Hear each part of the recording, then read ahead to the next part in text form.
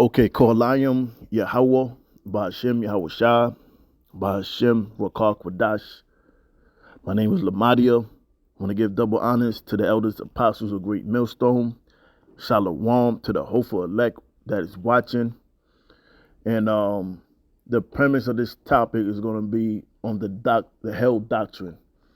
And the inspiration of this video was drawn from a video that I was watching that was premiering from the Elder Apostle Tahar channel, and I was on my coffee break at work, so I decided to put together a few scriptures. So this video will be entitled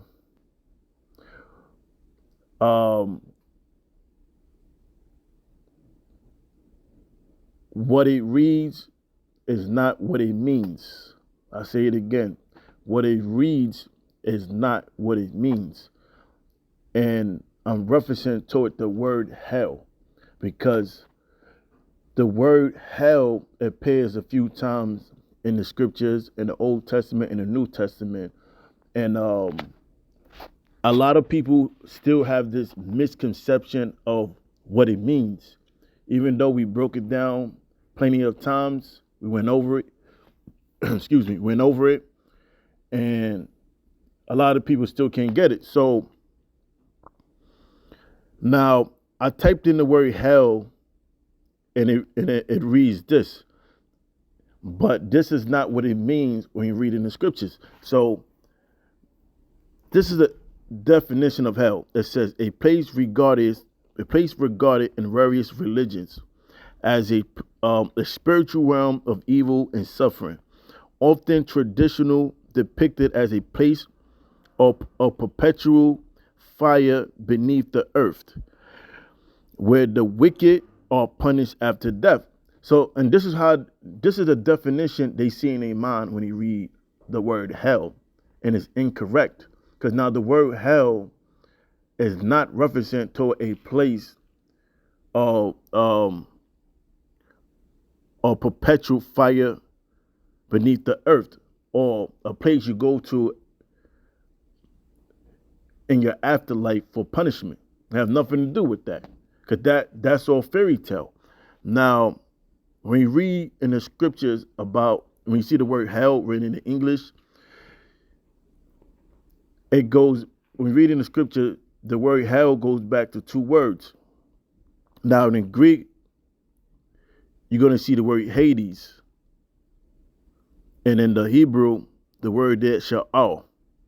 And both words means the grave. Now, let's read a few scriptures. Now, this is the book of Amos 9:2. Though they dig into hell, thence shall my hand take them. Though they climb into heaven, thence will I bring them down. Now, if hell is a place where you go to in the afterlife, that means if you're going based on the definition of a place of eternal judgment, that means there's a possibility you could go to Home Depot, you could buy a shovel, and you could dig into the spiritual place. If this is what it means, if this scripture means what you say it means. But it don't. Now, the word hell here means the grave. It goes back to the word Sha'al, as you see here, Sha'al. Now you see from the Strong's 87585, Sha'al.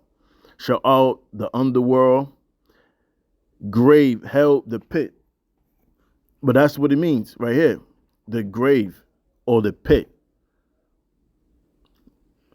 So when we read hell, the word there is the grave. So if you're doing excavation, if you do construction, you do an excavation job, you know what you're doing? You're digging into hell. You're digging into the grave, the soil, the ground. That's hell. Not a place you die and it's fire and flames rising up. That's fairy tale. Now let's go to the next scripture. Revelation 20:14. And death and hell was cast into the lake of fire. Now, based off what you people think, you will say, well, the lake of fire is referencing towards hell. Now, if the lake of fire is referencing towards hell, and hell is a place of eternal judgment, that would mean you'll be cast in hell inside of hell. That wouldn't make any sense. So the correct reading is, and death and the grave was cast into the lake of fire. Now, the lake of fire is not talking about a place of eternal judgment. The lake of fire is the destruction of America from the nuclear missiles. And when John seen this vision, he was looking down from a bird eye perspective or bird eye view. And he seen America being destroyed and engulfed in fire. And he referenced it as a lake of fire because he was looking down at the destruction. And it said, this is the second death. Now, what was the first death? The flood. The second death is going to be nuclear destruction. Verse 15. And whosoever was not found written in the book of life was cast into the lake of fire. Now, the book of life is referencing towards the elect, because the elect is written in the book of life, meaning the Lord's going to preserve them from the dangers and events to come. But if you're not of the elect, guess what's going to happen to you? You're going to be put to death. You're going to be destroyed. Next scripture. Now, this is Genesis 37. Now, this is the account with Jacob. And Joseph was sold by his brothers into Egypt. And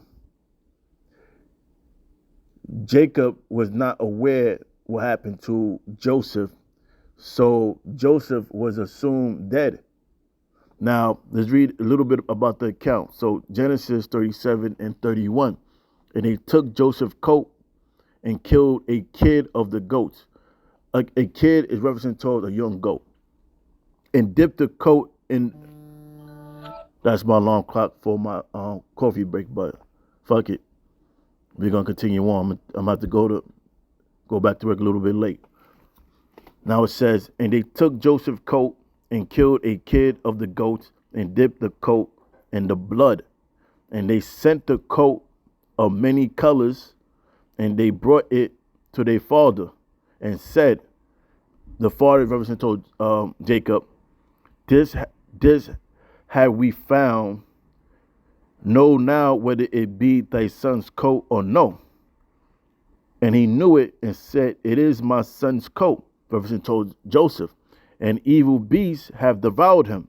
So he assumed that Joseph was killed and was devoured by a wild animal. Joseph is without doubt rent in pieces, and Jacob rent his clothes and put sackcloth upon his loins and mourned for his son many days. And all his sons and all his daughters rose up to comfort him. But he refused to be comforted. And he said, for I will go down to the grave unto my son. It's like I will go down into the grave unto my son mourning. This his father wept for him. Now the word here for grave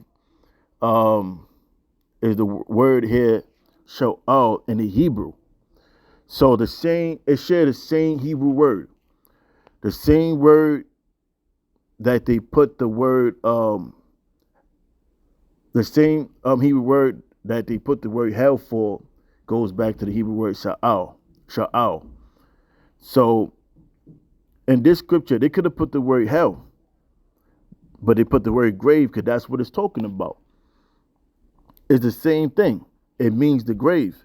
So when Joseph said, for I will go down into the grave, they could have put the word hell there because it simply means the same thing. So the grave and hell is interchangeable, meaning the ground. So Joseph was talking about he gonna go into the ground. Just like all the words, you read the word hell, it's talking about the grave, the ground.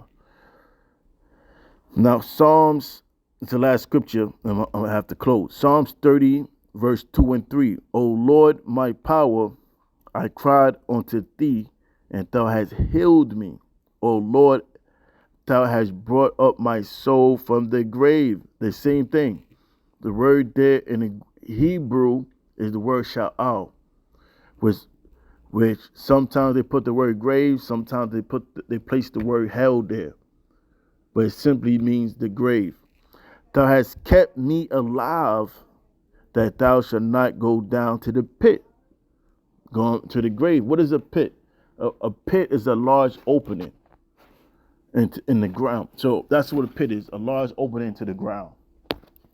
When we go into the history of these pits, in these pits, they will have water in these grounds. If it was a dry pit, they will put prisoners in the pit. So the word grave, again, is interchangeable with the word hell. It's not a place of eternal judgment. It's not a place you go to in the afterlife. So, in conclusion, Lord willing, this video was edifying. I want to say, call Layam Yahweh, Ba'ashem Yahweh Shah, Ba'ashem Rakak Wadash.